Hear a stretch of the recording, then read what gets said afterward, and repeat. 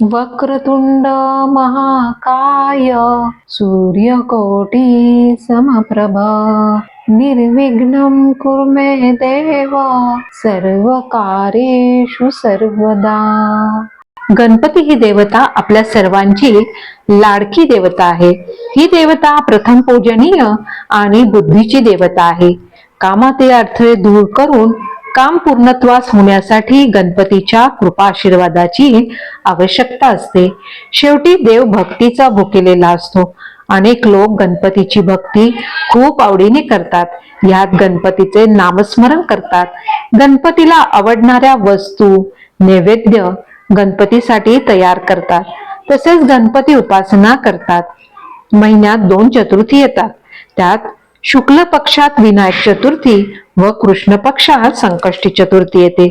या दोन्ही चतुर्थीची उपासना काही लोक करतात, तर काही भाविक संकष्टी चतुर्थीचा उपवास करतात व चंद्रोदय झाल्यावर उपवास सोडतात. या दिवशी दिवसभर उपवास करतात, फळाहार घेतात. गणपती बाप्पाला आवडणारी फुले जसे जास्वंद, दुर्वा निवडून दुर्वा अर्पण करतात. तसेच गणपती बाप्पा आनंद म्हणजे मोद निर्माण करणारी देवता.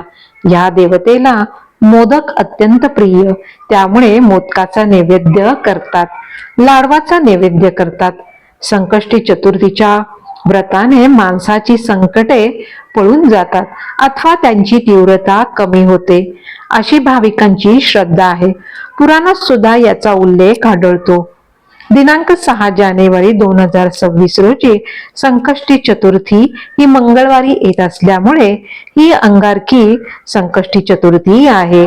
अंगारकी संकष्टी चतुर्थीच्या व्रताने मंगळ ग्रह व गणपती बाप्पा यांची आपल्यावर कृपा होते, असा समज आहे. 6 जानेवारीला चंद्रोदय हा रात्री 9:22 आहे. तर या दिवशी गणपतीचे ओम गण गणपते नमः चा जप करावा. गणपती अथर्व शीर्ष म्हणावे, गणपती स्तोत्र म्हणावे. त्यामुळे आपल्यात चांगली स्पंदने निर्माण होतात. वातावरणात सकारात्मकता ऊर्जा निर्माण होते. खरे तर गणपती बाप्पाचे स्मरण रोज करावे, रोज नामस्मरण करावे. त्याने आपली बुद्धी तल्लख होण्यास मदत होते.